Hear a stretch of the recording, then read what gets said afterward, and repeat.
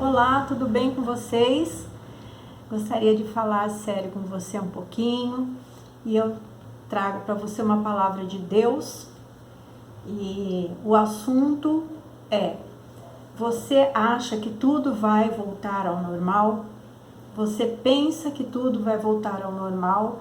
Você deseja que tudo vai voltar ao normal? Você declara que tudo vai voltar ao normal? Esse é o tema de hoje que eu gostaria de compartilhar com você. Bom, antes de qualquer coisa, eu quero dizer que se por um acaso você não concordar com alguma coisa que eu disser aqui, eu respeito e é um direito seu. Talvez eu não saiba, talvez você se manifeste, porque você pode fazer comentário, mas eu te asseguro que este pensamento veio de Deus para o meu coração. Então, eu quero começar dizendo o seguinte, que não, tudo não pode voltar ao normal.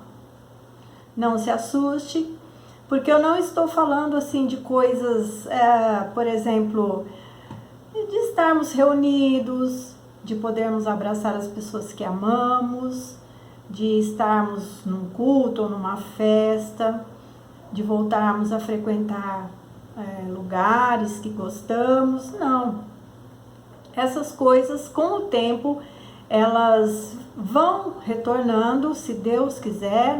Isso eu quero também, claro. Ninguém quer ficar dentro de casa confinado, sem poder fazer as coisas que são agradáveis para nós. E na verdade, com o tempo a gente vai se adaptando e nós vamos administrando todas as coisas no nosso dia a dia, né? E vamos viver da maneira como for possível, mas vamos sim, se Deus quiser, resgatar muitas coisas.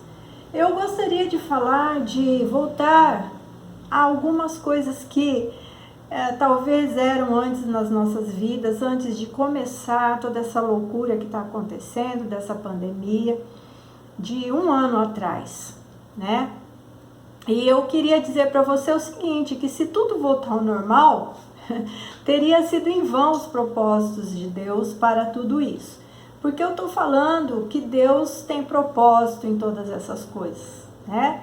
Nós não podemos tirar Deus de toda essa história e achar que Ele está lá no alto e sublime trono dele e que não é Ele que governa. Não.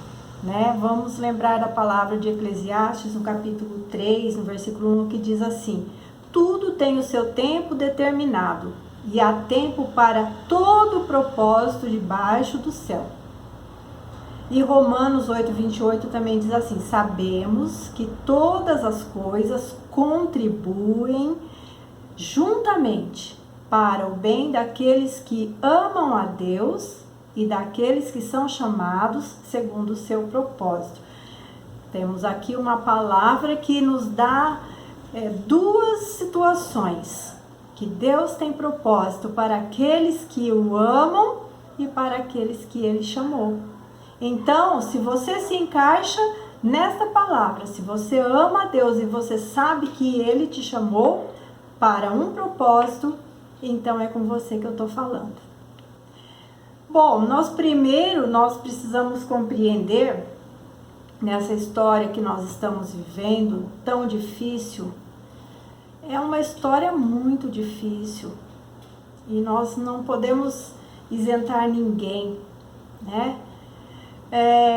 Que eu tenho que crer na soberania de Deus, eu tenho que acreditar nisso, eu tenho que ter fé e crer num Deus que tem o controle de todas as coisas.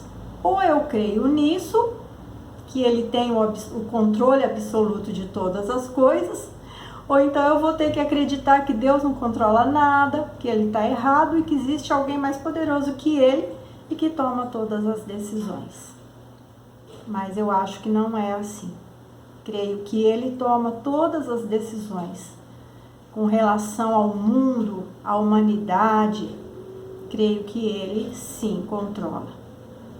Não temos outro ser para mencionar. E se você está pensando naquele que nós consideramos como inimigo, esquece. Ele não manda em nada. Ele tem sim poder, mas ele é limitado pela soberania de Deus. Bom, então vamos lá. Se Deus está com os desígnios nas mãos, eu preciso entender que há de sua parte os motivos para tudo isso, né? Por quê? Nós cremos num Deus misericordioso, bondoso, justo, um Deus de amor, de graça, de misericórdia, perdoador, e muitos ateus ou incrédulos falam: se Deus existe, por que então existe o mal? Né? Mas as pessoas se esquecem que quem causa o mal não é Deus, são as próprias pessoas através do pecado que habita nos seus corações, da maldade que habita nos seus corações, não é Deus. Então nós temos que compreender esta soberania dele. Não seria por nada, né, que o mundo inteiro, nações, povos, credos, raças, etnias, enfim, todo o planeta fosse abalado em suas estruturas, se não houvesse uma razão soberana de Deus para com as pessoas. Nós temos que parar para analisar um pouco sobre essa questão, né? O que é que Deus está querendo nos falar, principalmente para aquele que crê nele e confia nele. Então nós entramos nessa história como sendo seu povo, né? Nós somos povo de Deus. Nós somos o rebanho do seu pastoreio, né? Porque a Bíblia fala que ele é o nosso pastor. Então nós somos o seu rebanho. Nós somos a sua propriedade, né? Nós somos escolhidos por ele. Nós somos embaixadores de Deus nesta terra. Embaixadores do seu reino para proclamar as coisas do seu reino. Então, ele tem sim propósito nas nossas vidas, né? Ele tem. Se ele tem abalado, e se ele tem abalado as nossas estruturas como igreja, como individuais, como pessoa, ele tem propósito. Ele está nos chamando para algo. Não é somente para atravessarmos esse vale aí, se eu viver, vivi, se eu não viver, amém. Não, Deus está nos chamando para algo.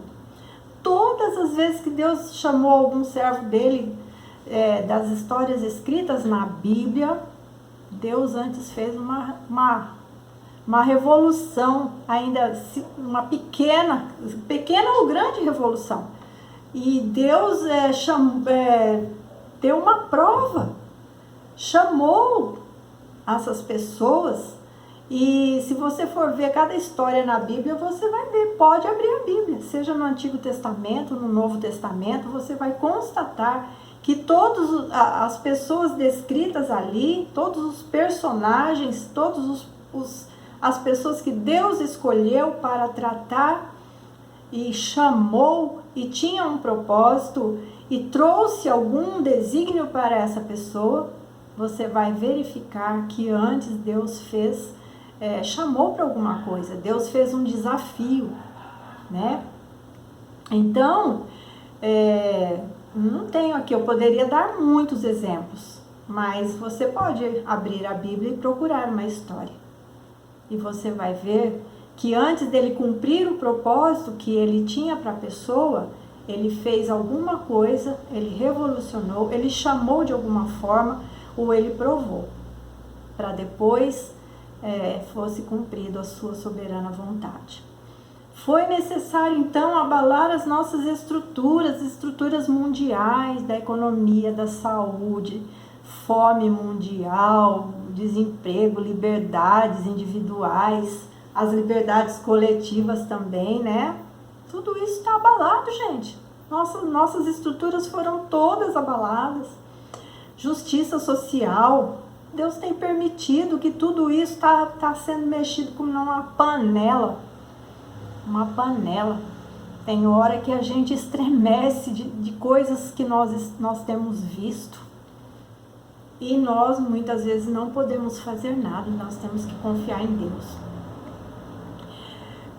Então, esta é o cerne da minha meditação. Nós não podemos querer que tudo volte como era antes, porque senão os propósitos que Deus tem ainda para tudo isso que nós estamos vivendo teria sido em vão.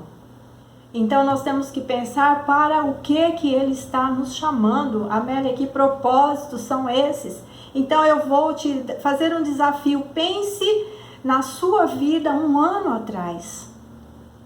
Eu vou falar assim, por cima, parando por cima para ver como nós aprendemos neste 1 ano a orar mais, como nós aprendemos neste 1 ano a clamar mais, como nós aprendemos neste 1 ano a interceder pelas pessoas, até por pessoas que nós não conhecemos e até não temos, nem sabemos quem são, mas nós estamos aprendendo a colocar nossos joelhos em oração e clamar pelas vidas, colocá-las diante de Deus.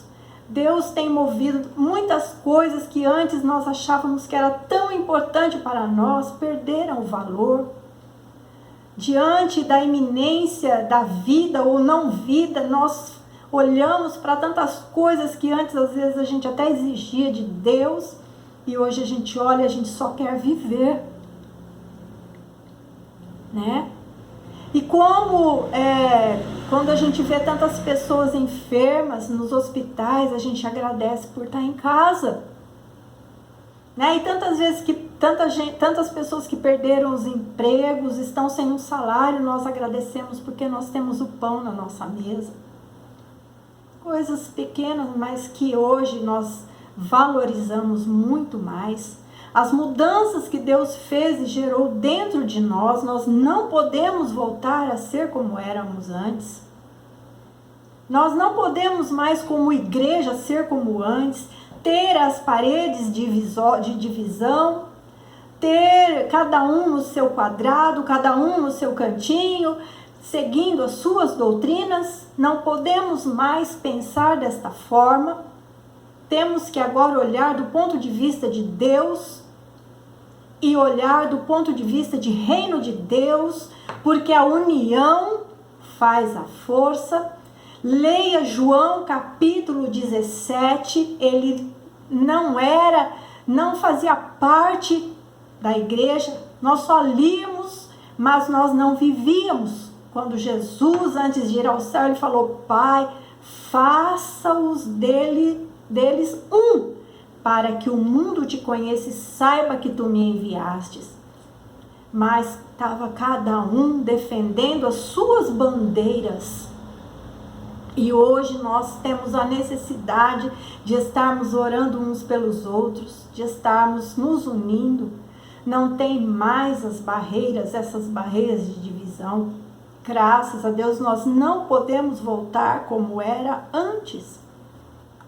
Nós precisamos transformar nossas estruturas internas, rever valores, conceitos. Tantas coisas que eu poderia falar aqui, mas meu tempo está acabando. E eu queria também falar para você, nunca se pregou tanto sobre 2 Crônicas 7,14. Se você só conhecia esta referência superficialmente, você agora deve até ter decorado este versículo, que fala: se o meu povo, que se chama pelo meu nome, se humilhar e orar e me buscar e se converter dos seus maus caminhos, então eu ouvirei dos céus e perdoarei os seus pecados e sararei a sua terra. Veja que Deus promete a cura, mas ele requer. Ele requer. E se ele está falando com o seu povo, que isso aqui é uma palavra para a nação de Israel, e nós trazemos pela fé para nós, se Deus está falando para nós, e nós estamos olhando para esta palavra, buscando a cura, Deus está requerendo de nós também que nos humilhemos diante dele, que nos arrependamos dos nossos pecados, que confessemos, que deixemos para trás.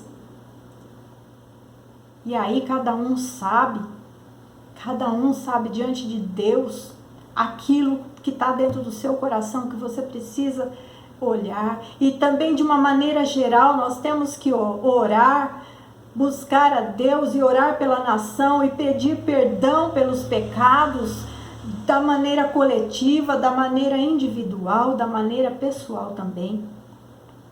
Nós não podemos voltar como era antes. Não podemos.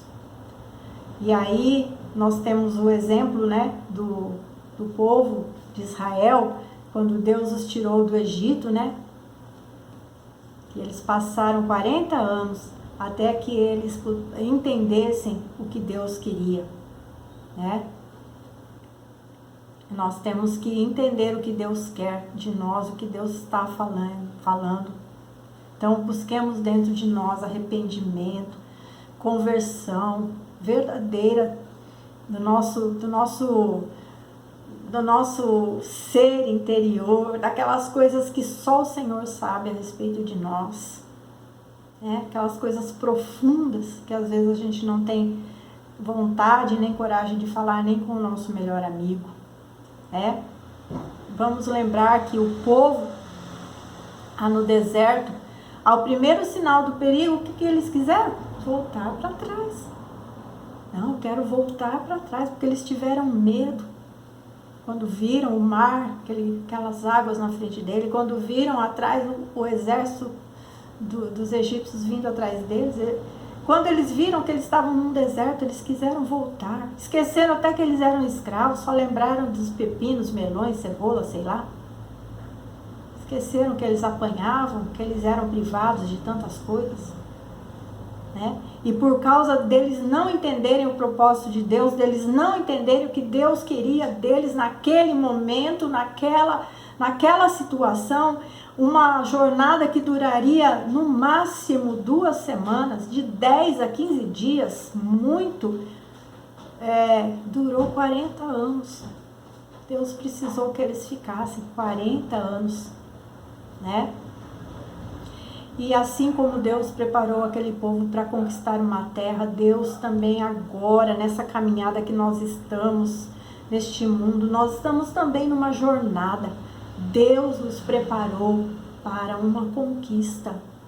E nós estamos nesta caminhada, neste deserto cheio de perigos, de inimigos. Nós estamos nesta jornada rumo a uma Canaã celestial, rumo a uma terra eterna. Então, nós temos que nos preparar para isso também. Hebreus 10, 37, 38, 39 diz assim: porque ainda dentro de pouco tempo aquele que vem virá e não tardará. Todavia o meu justo viverá pela fé, e se retroceder, nele não se compraz a minha alma. Nós, porém, não somos dos que retrocedem para a perdição. Somos, entretanto, da fé para a conservação da alma. Deus está nos falando que nós estamos caminhando. É para frente que nós olhamos. Nós temos, o Senhor vai vir. Para terminar, eu quero dizer para você o seguinte: apresente-se diante de Deus com algo novo na sua vida. Não olhe para as coisas que ficaram velhas, que se passaram. Ficaram coisas boas. E as boas nós trazemos como agradecimento a Deus. As coisas que o Senhor fez. Nós bendizemos ao Senhor por tudo que Ele fez por nós. Mas vamos nos apresentar diante dEle com coisas novas.